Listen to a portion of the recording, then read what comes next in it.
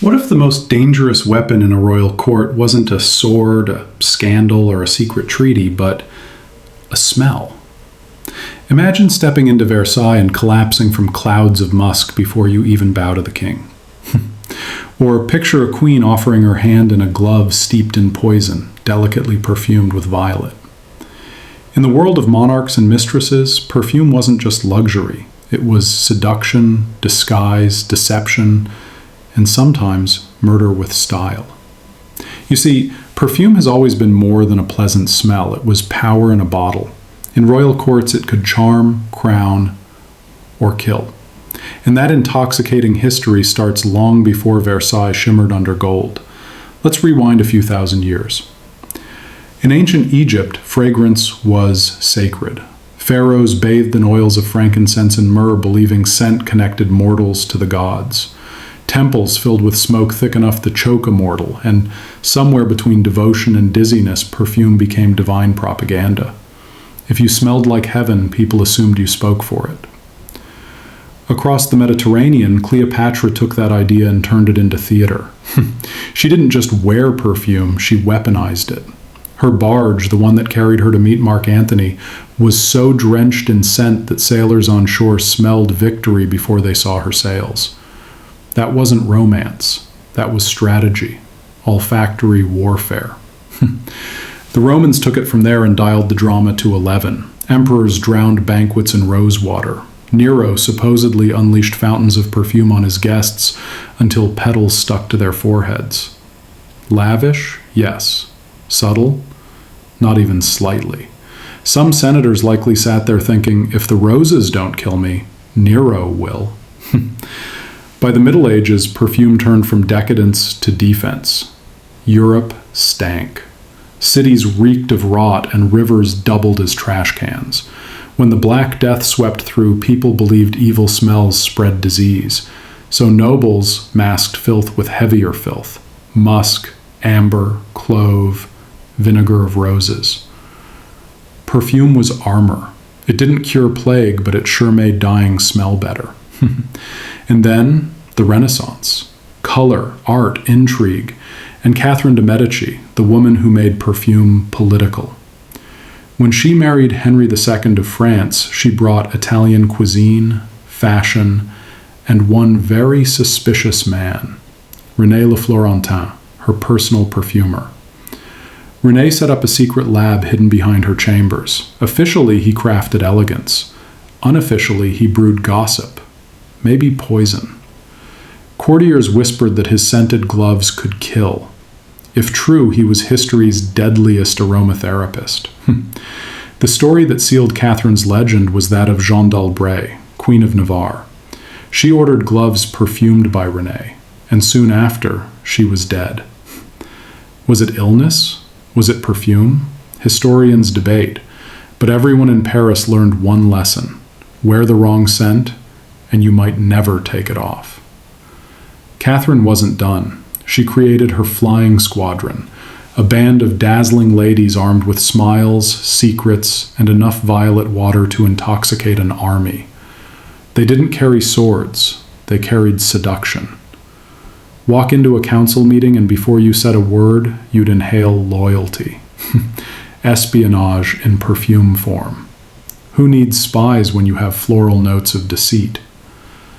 Fast forward a century. Louis XIV builds Versailles, a golden palace that smelled awful. So he fixed it with perfume. They called him the scented king. He demanded new fragrances daily: orange blossom for breakfast, jasmine for lunch, tuberose for dinner. His courtiers perfumed everything: wigs, gloves, furniture, even dogs.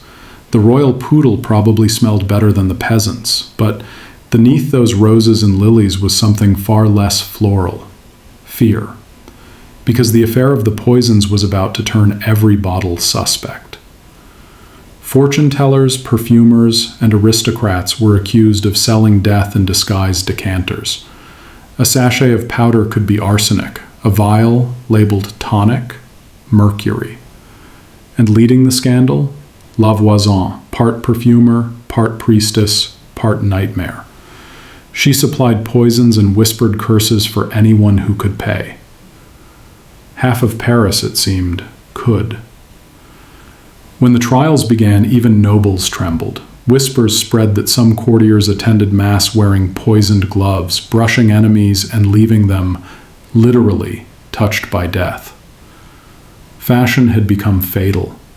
Versailles wanted to smell like paradise, but it reeked of paranoia. And somewhere, Louis probably wondered if his perfumer was also his executioner. Still, perfume wasn't only about killing, it was also diplomacy.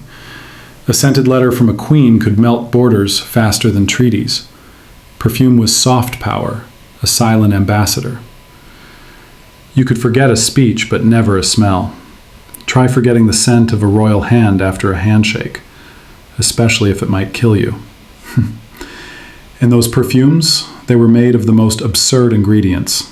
Ambergris, whale vomit, musk from deer glands, civet scraped from the backside of a cat-like creature.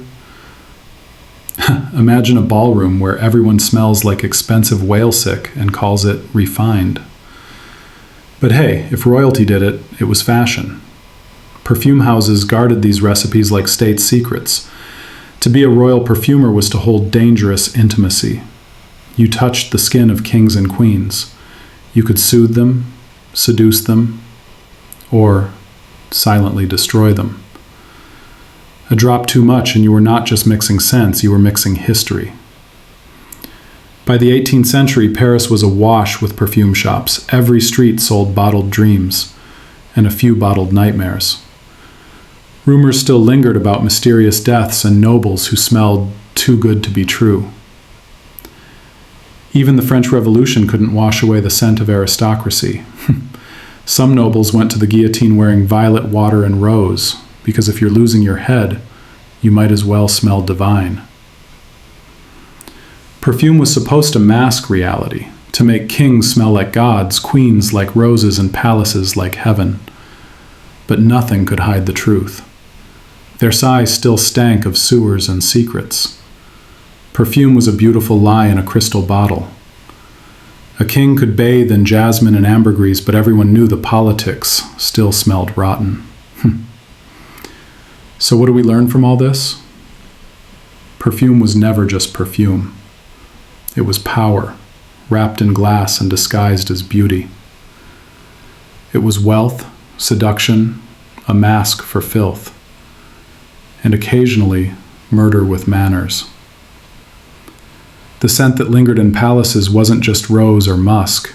It was fear, greed, and ambition. And today, we've traded poison for marketing. Perfume still rules empires, only now they're called brands. Celebrities promise bottled confidence. Fashion houses sell desire by the milliliter. We no longer fear perfumed gloves, but we still believe a scent can make us irresistible.